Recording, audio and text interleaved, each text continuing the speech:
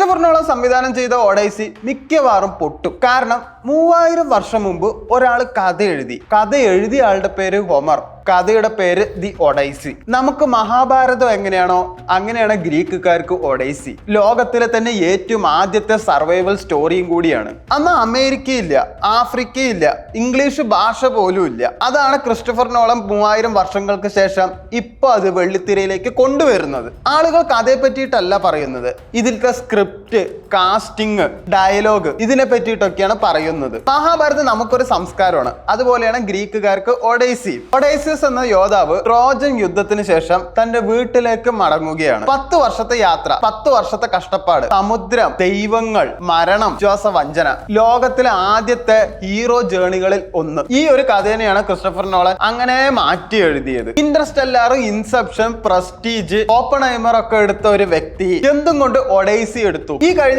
Christopher നോളന്റെ എല്ലാ സിനിമയിലും ഒരു പൊതുവായിട്ടുള്ള പാറ്റേൺ കാരണം നായകൻ ശരിക്കും സർവൈവ് ചെയ്യുന്ന കഥയായിരിക്കും മിക്കയിലും പറയുണ്ടാവുക. ക്രിസ്റ്റഫർ നോളന്റെ മറ്റുള്ള സിനിമകളെ പോലെ ഒഡൈസിയസും വീട്ടിലെത്തുന്നില്ല, അയാളുടെ ജേണിയാണ് അവിടെ കഥ പറയുന്നത്. പക്ഷെ ട്രെയിലർ വന്നപ്പോൾ ഗ്രീക്ക് ആരാധകർ കുറഞ്ഞെട്ടി. കാരണം ഇതില് ഗ്രീക്കിലെ നായകന്മാർ എവിടെയെന്നാണ് ആദ്യത്തെ പ്രശ്നം ഉണ്ടായിരുന്നത്. ഒരു കഥാപാത്രത്തെ പിടിച്ചിട്ട് പെണ്ണാക്കുകയും ചെയ്തു. അത് നമുക്ക് പേഴ്സണലി അതിനെപ്പറ്റി അത്ര അവെയർ ആയിരിക്കില്ല. ഇപ്പൊ നമ്മുടെ കർണനെ പിടിച്ചിട്ട് ഒരു പെണ്ണാക്കിയിട്ട് ഒന്നിനും കൊള്ളാത്ത ഒരുത്തനാക്കിയിട്ട് അവതരിപ്പിച്ച എങ്ങനെയിരിക്കും? അതേപോലെയാണ് അവർക്കത് തോന്നിയത്. അന്ന് ഇംഗ്ലീഷ് ഭാഷ പോലും ഇല്ല. ഇംഗ്ലീഷ് ഭാഷയൊക്കെ വന്നു കഴിഞ്ഞിട്ട് അമേരിക്കൻ ഇംഗ്ലീഷ് വന്നു കഴിഞ്ഞ് അതിലും 200-300 വർഷം കഴിഞ്ഞിട്ടാണ് ബ്രിട്ടീഷ് ഇംഗ്ലീഷ് വന്നത്. അതിലും 100-200 വർഷം കഴിഞ്ഞിട്ടാണ് ഡാഡി എന്ന വാക്ക് വന്നത്. ഇപ്പൊ നമ്മൾ കൽക്കി എടുത്ത് നോക്കിക്കോളും. അതിൽ ക്ലൈമാക്സിലെ ഡയലോഗ് നോക്കും. ഹേ ധനഞ്ജയ, നിന്റെ അസ്ത്രം അഗ്നിദേവനാൽ വരം, സാക്ഷാൽ ത്രിലോകനാഥനായ നാമം. ഇങ്ങനെയൊക്കെ പറയുമ്പോ നമുക്ക് തന്നെ ഒരു ഫീല് കിട്ടും. അതിന് പകരം എടാ കൃഷ്ണ, നിന്റെ അമ്പുണ്ടല്ലോ എത്ര സൂപ്പറാണ് എന്നൊക്കെ പറഞ്ഞ് നമുക്ക് അക്സെപ്റ്റ് ചെയ്യാൻ പറ്റുമോ? ഇങ്ങനെ ഡയലോഗ് വെച്ച് നമുക്ക് അക്സെപ്റ്റ് ചെയ്യാനേ പറ്റില്ല.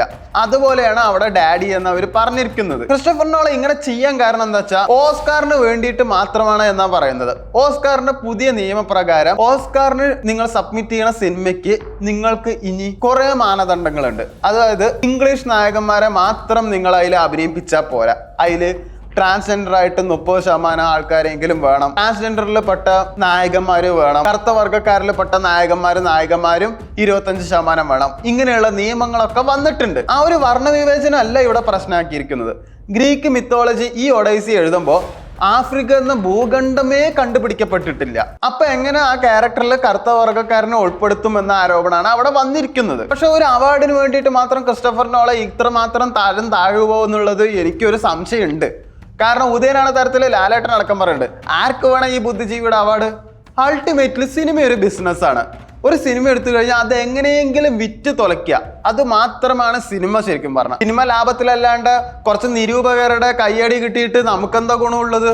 ഒരു ഗുണമില്ല.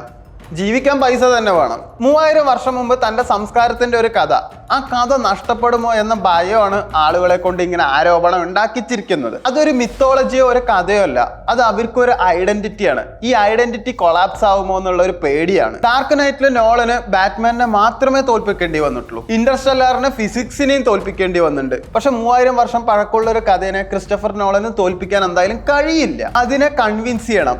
ആ കൺവിൻസ് ചെയ്യാൻ പറ്റിയാൽ മാത്രമേ ഈ സിനിമ വിജയിക്കുള്ളൂ. ഒന്ന് നോക്കുകയാണെങ്കിൽ ഈ സിനിമ വിജയിക്കാൻ സാധ്യത വളരെ കൂടുതലാണ്. കാരണം Matt Damon, Tom Holland, Robert Pattinson, Anne Hathaway, Zendaya, Charles ട്രോൺ ഇവരെല്ലാവരും ഒറ്റയ്ക്ക് നിന്ന് കളക്ഷൻ റെക്കോർഡ് വാരിക്കൂട്ടിയവരാണ്. ശരിക്കും പറഞ്ഞാൽ ഹോളിവുഡിലെ 2020 പോലത്തെ ഒരു സിനിമയാണ് ഇപ്പോഴത്തെ ഒഡൈസി. അമ്മാരി കാസ്റ്റുകളാണ് സിനിമയിൽ. ഇവരെല്ലാവരും ചേരുമ്പോൾ എന്തായാലും ആ സിനിമ നല്ല രീതിയിൽ തന്നെ കളക്ഷൻ റെക്കോർഡ് ഇടുന്ന ഉറപ്പുള്ള ഒരു കാര്യമാണ്. ഈ നെഗറ്റിവിറ്റി ഇതൊക്കെ പബ്ലിസിറ്റിക്കും ഗുണം ചെയ്തുകൊണ്ട് സിനിമ എല്ലാവരും നന്നായി കാണുകയും ചെയ്യും. പക്ഷെ കൺവിൻസ് ചെയ്യാൻ പറ്റണം എന്ന് മാത്രം. ക്രിസ്റ്റഫർ നോളൻ സിനിമയിലെ ഒരു രാജാവ് തന്നെയാണ്. പക്ഷെ ഒരു മിത്തോളജി പറയുമ്പോൾ അവിടെ അയാൾ ഒരു രാജാവല്ല, അവിടെ നോളൻ ഒരു അതിഥിയാണ്. ഒമറിന്റെ വീട്ടിലേക്ക് വന്ന ഒരു അതിഥി.